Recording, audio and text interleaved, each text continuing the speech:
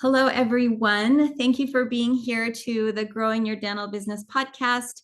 It's been a minute since I've recorded the podcast. I recently had the opportunity to attend the Academy of Dental Management Consultants in Atlanta. And so the one thing I realize every time I attend a consultant event is that the dental community is in such good hands with all of these dental consultants who specialize in different aspects of running a dental practice.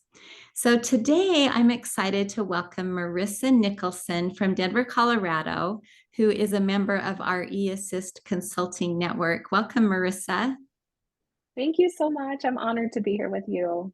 Oh, we love having you. And one thing that I was impressed about when I was looking at your website is you're not only the founder of Dental Practice Management Agency, but you're also a certified life coach, which goes hand in hand with everything that you have to offer dentists.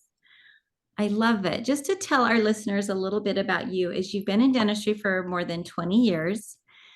And you have had the opportunity to utilize your clinical knowledge as well as your leadership skills. And when you worked in the dental practice, you were able to earn the position of a regional trainer and then eventually moved into a regional manager for a large DSO, dental service organization. So, my first question, Marissa, is I would love for you to tell us a little bit about that and how you got into dentistry, but then what was it that set you apart to move into that regional management position? And then Mm. what is it that led you to become a dental consultant to help practices all over the country? Oh, that is such a good question. Um, I have been in dentistry since I started with my childhood dentist. So I begged and begged him to work in his practice, and I think he finally had pity on my soul. It was just him and his wife. She did all the billing, he did all the everything else.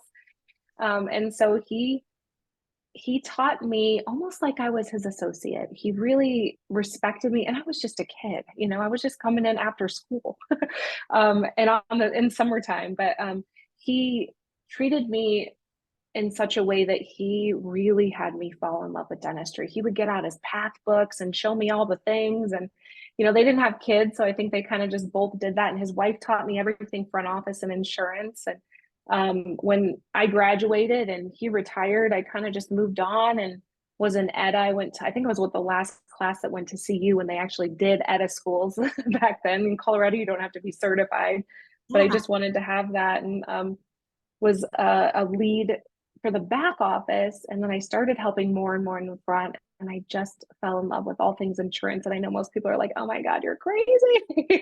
But I loved it. I loved the game of it. I loved helping patients know their insurance better, getting them to say yes to their treatment plans, all of those pieces. And it's funny to say one thing that I could put my finger on that said, oh, this is how I made it to the regional trainer. This is how I made it to regional manager. I don't know. What I think the biggest thing is I stayed curious, and I never felt like I knew enough. I needed to be green and growing all the time. And I wanted to grow my people skills and my actual dentistry skills, as far as all the things that we need to know. And I took every CE, I took every leadership class, read all kinds of books and things like that. But I really think that just putting myself out there and helping people and being humble is really what got me where I wanted to be.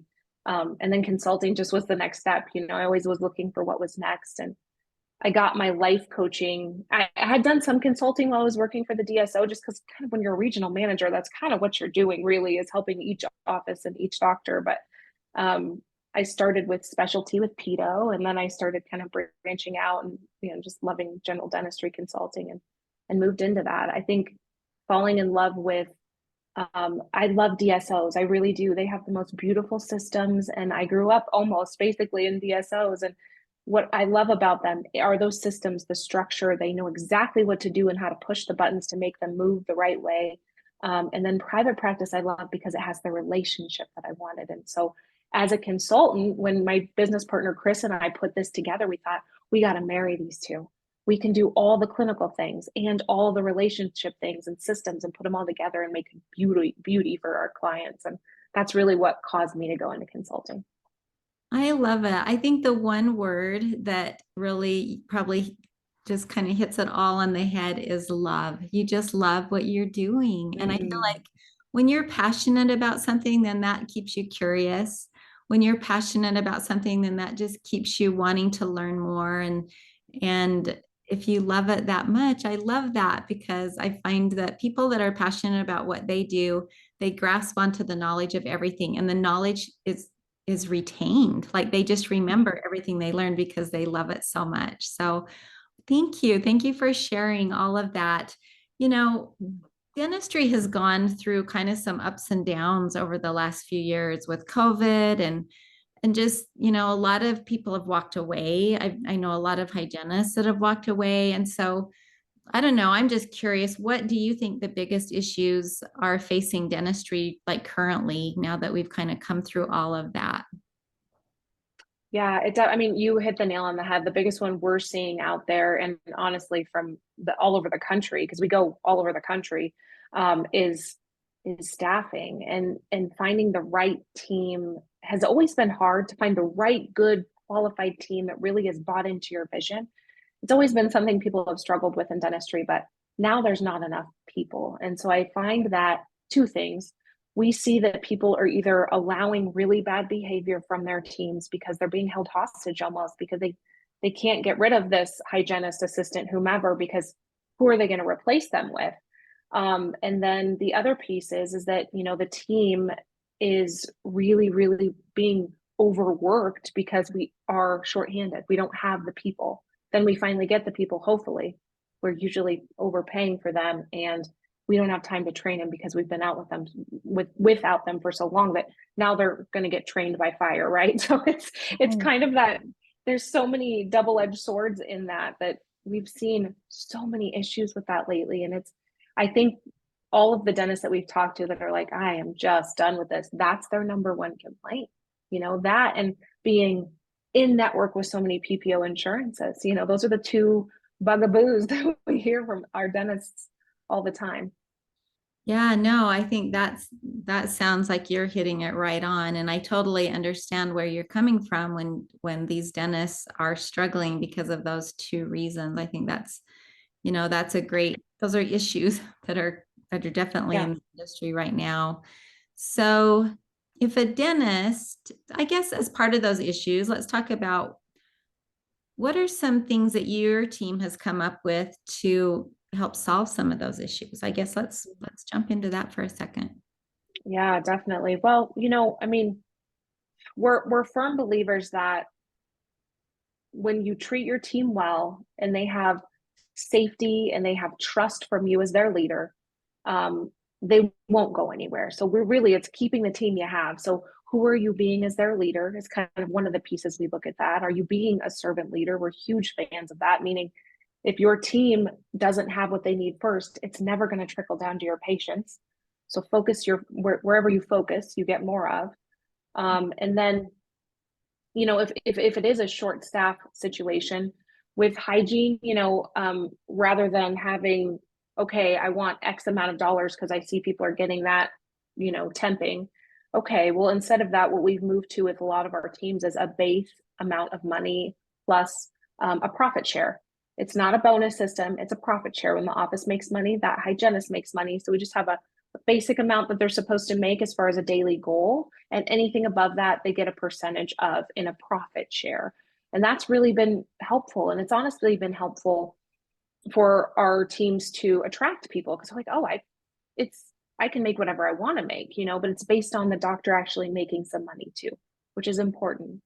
And then, just thinking outside of the box, what do we need? Some offices have hygienists that really want to work accelerated. So, okay, cool. Then let's get an assistant instead of a hygienist. Let's figure this out. Do you really need an expanded duty assistant, or can we work with a chairside assistant and you do the fillings doctor? Just really depending on the practice, trying to think outside the box as much as possible because it's weird out there right now. It has been since COVID, and it's getting a little better, but there's different weirdnesses, it seems like, all the time. Sounds like you're good at coming up with creative solutions and coming up with ideas of how to help a dentist become more profitable with the team that they have or the situation that they're in. So I think that's great. I think those are really some great things that you or helping dentists with. So if a dentist is considering a startup, what advice would you give them? Just to kind of right from the beginning, what would be your best advice for a dentist just starting out?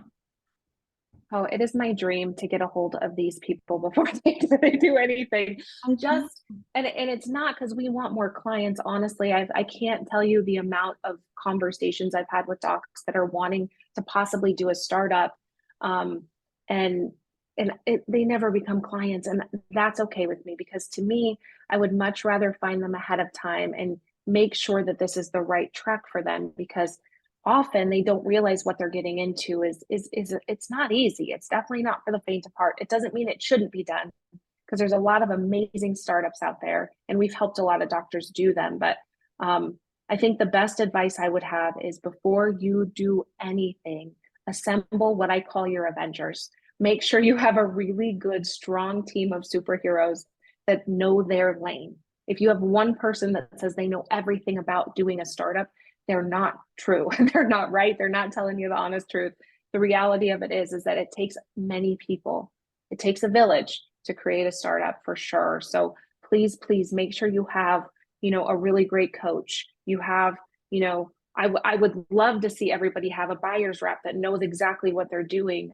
And it comes at a cost, all of these things. But the reality of it is that you don't need so much for too long. You get in your space, you make sure you've got a really good real estate agent that can get you help negotiate a lease or buy land, whatever it is you're wanting to do. That a good real estate lawyer, like people that are just in their lanes.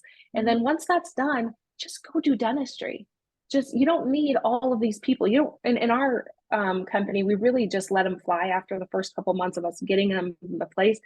We break ties for a while and say, hey, go do dentistry. You don't need to be paying us right now. You need to be paying yourself. So do some dentistry, get that going. And once you have a team assembled that you need more of, then we'll talk and we can help you more if you need it. But those are really the best things is get really great people that know exactly what they're doing in your back because you don't know what you don't know. You just don't. And some people will tell you everything you want to hear just to kind of get the dollars behind a startup because there's a lot of money in startups. But I've seen startups fail because they didn't have the right people in their corner. And it's the saddest. That's someone's dream. To me, that's the worst thing ever. Yeah, that is really sad. But I think that's fabulous advice. Like anytime you're starting up any kind of business or starting fresh in a situation that you're not completely sure of, I think pulling together the right consultants, the right planners, the right people that know exactly what they're doing, I think that's very, very good advice. So that's great. So let's as long as we're kind of on the advice path, what about any doctor, no matter where they're at? Maybe they've already got a startup, or maybe they are, no matter where they're at in their career, what is your best piece of advice that you would give any doctor for that matter? I think one of the biggest things that we see is doctors, and I understand. My company, we have the luxury of not being the main producer of all of the things and the HR company, you name it. So there's a lot on dentist shoulders. And for them, I think they lose track of the team a lot. We see people forget to appreciate their team. We see people forget to say the meaningful thank yous. I'm not talking about just the hey, thanks everybody, and walk out the door, to everybody, even the people that weren't doing what they needed to do. And then just as much as that as really holding their team accountable. A lot of people that we see 20, 30 years in have some monsters on their team that they've allowed to do kind of whatever they wanted to do. And the great people on the team are so fed up with it that often they leave. So really trying not to lose sight of your team and who's helping you get there. And I can't even imagine the weight of that. But if you put simple things in place, there's certain systems that we just help docs do because then they don't have to think about it. It's like that reminder on your phone. Just hey, buy my wife some flowers or whatever, just that reminder on your phone to make sure that you're doing all those things. But the other thing would be is, wherever you are, try to start with the end in mind. All the startups, all our newer docs or our docs are, within 10 years in, we want them to understand that, if your only retirement is going to be this practice, you're not going to retire well. That's the reality of it, because no one ever sold a dental practice. Well, not no one. Many people don't sell their dental practice and walk away and sail off into the sunset with millions and millions and millions and millions of dollars, right? But setting yourself up for success, making sure that you have a retirement plan, you have all of those things in place, because we often find docs that are 5 years out of retirement and they don't have anything planned except they hope they can sell this practice for a good amount of money. And it's always more than what they think or what they can actually get for it. So I think that that's the biggest thing for us, is just please plan for the end, because most docs don't. And then we're left with a doc that's tired, doesn't want to work anymore. Their production's going down, and we have to figure out how to get them up so they can sell for even a fraction of what they thought they would be able to sell for. So I know that's a lot of things to keep in mind, but those are really the major ones that hit me. No, I think that's great. Plan for the end in mind. Isn't that like a Stephen Covey thing? And I think those are great. Those are great ideas of what they need to focus on. So one thing, I was looking at your website, and this question came to mind when I saw your website. What are some of the superpowers that you think have made a difference, that you have to offer the dental team? What are some of your superpowers? Personally, or our whole team? I'd say both. Okay. Um, Personally, I think honestly, being a life coach, I think I I have a certain level of connecting with people because of that. It's yes, taught, but also just who I've always been. I've studied under Tony Robbins, and I really connected with having people choose change versus being forced into change. And that's part of my and my business partner's vision for our team, and how we work with our clients. We're not going to force someone to change. People come to us and want help and want change, but sometimes it doesn't fit for them, and that's okay. But we're always going to be the first ones to let them know that we do not want people's time and money. We just want their success. And sometimes, them realizing, oh wow, that's a lot of work. Sometimes it's like, it's okay. You know what? Let us know. We'll be here. And then the team superpowers. I believe our whole company, our biggest superpower that we bring to the teams is we have department specialists. So we have assistant specialists, we have CAD CAM specialists, we have hygiene specialists, admin specialists. We work one-on-one with the doctors with their P&L and all the business side of it. So and when we're done, that's usually about month 2 through 6. When we're done, they get an SOP manual, and they get to, that was customized for them. And then typically we try and get our clients graduated, if you will, within the first year. Some of them are what's nexters. They always want what's next, and they're growing and growing. So we keep them until they're like, we have to be like, go fly without us, you're fine. But we Yeah. don't want to keep our clients forever. That's not our intent. Our intent is, we're going to teach you how to fish, go fish. That's awesome. Well, I can totally see where, so on both sides, personal, your superpower on the personal side, everyone needs a life coach, not just dentists. So I love that you've incorporated that into your consulting. The other side of it is I love that you've kind of pulled together this amazing team of specialists that can really help solve any challenges in any practice. And it sounds like you specialize not really just on private practice, but also in the DSO space, which I feel like is huge. Most consultants really typically do one or the other, not necessarily both. But I love that you've been able to, like you said early on, how to marry both of those, the relationships and the standard operating procedures all together to try to just make it all be one wonderful, happy family. So that's good. So, what is it that motivates you to keep helping dentists? Mm, You know, two things. It's that pleasure and pain, right? But I think the biggest motivator is the pain of seeing those docs at the end of their career and not being able to sell for much. And they worked so hard and long to build this practice, and to watch it either go down slowly or them not get the paycheck and they needed to, or having to allow other things to happen in their lives because they didn't plan for it is always hard for me. But then, the pleasure of watching some of our clients. I mean, one of our clients, and she knows we tell this story, she called us and she was taking out a second mortgage on her house to pay payroll. And she just opened up her second location and it's ginormous and she's got more staff than ever. And, she's busting at the seams again. And to watch that transformation of who she became, because she was one of those that really chose to be a different person. And she's a completely different woman now because she chose that, but she's been so successful that it's those moments that are the pleasure moments for us of just like, wow, it wasn't just her career that changed, her entire life changed. Wow.